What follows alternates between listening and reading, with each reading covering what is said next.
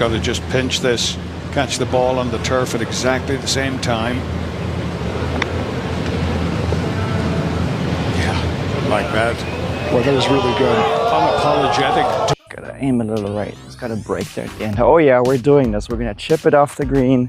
We're gonna spank the bounce into the ground, and we're not gonna leave a mark like Bryson. Chipping off a green, if you can do it and hit the ball up in the air without leaving a mark, is probably the biggest indicator how good your short game technique is.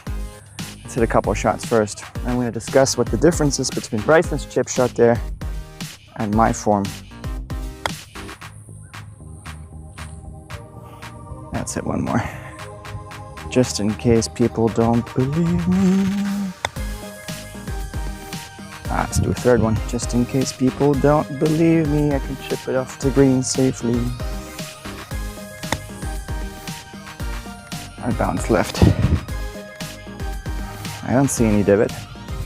Let's discuss Bryson's chipping method in this particular case. Sure, maybe he wanted to hit it lower because there was a ridge. I wasn't there, the camera angles, I don't know. To honor the game, if you chip off the green, don't hit a freaking divot out of it, Bryson, come on. So what I've noticed in Bryson's shot, he's more of a what we call a float loader. So if you look in slow motion, his takeaway, his club face stays low to the ground, stays low to the ground, stays low to the ground for a long time. And then he loads it by pulling the handle forward to get some steepness into the shot, hit the ball first. But then the problem is the club face is quite a bit open. Now in order to square it up, he needs to do a left form rotation to square it up. You see that?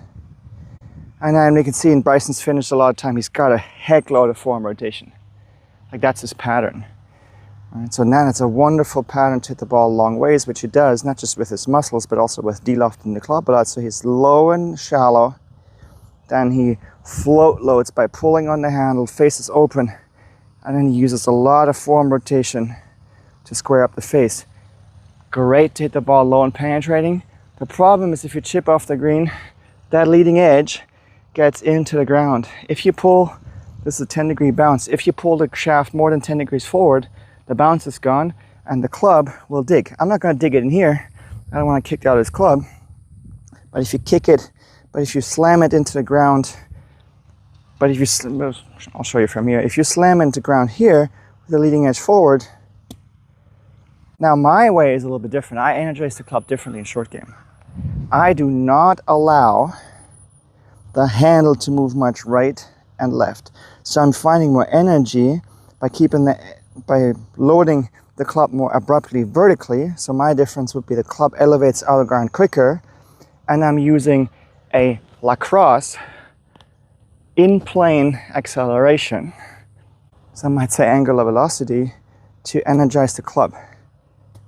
And you can see if you energize it this way, that way, the club arrives with less shaft lean and the bounce of the club still glides along.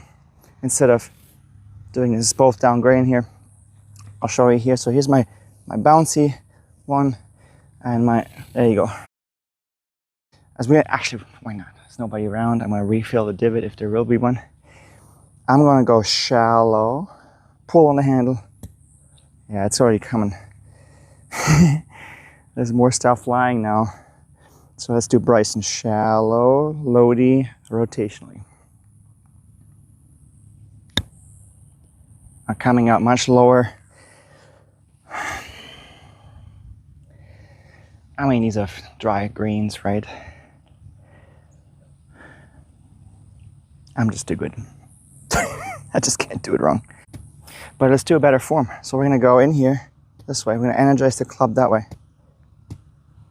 Straight out of the ground. I can almost put a golf ball back here. So now I am forced to elevate the club early without dragging the handle too much right. If I drag the handle too much right, the club stays low. If I leave my handle where it is, the club goes up. And then instead of energizing it laterally, I'm energizing it angularly. Is that right? Is that a correct word in English? Angularly?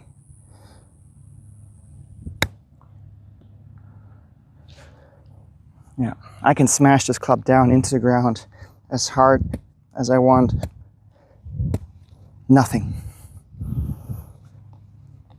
This side back here does not dig. It's impossible to dig. I mean, I don't fault the PGA Tour players. They're so good in their long game. The difference between me and them, between us and a scratch golfer, is not necessarily a short game. They have such good control of their 300 plus yard drives. They have such good control of hitting a 6-iron from 200 to 30 feet. And over time, it's so much easier to gain strokes in the long game than short game. Unless you have the short game yips, not gonna lie.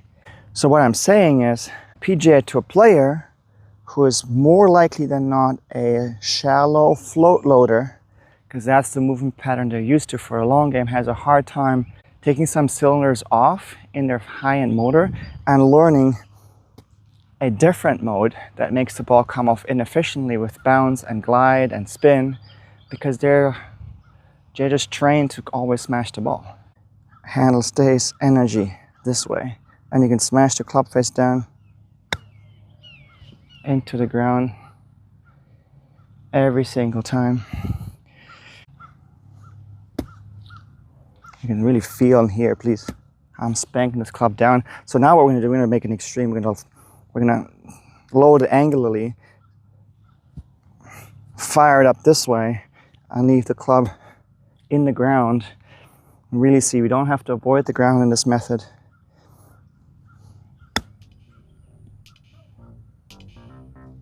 Nothing there.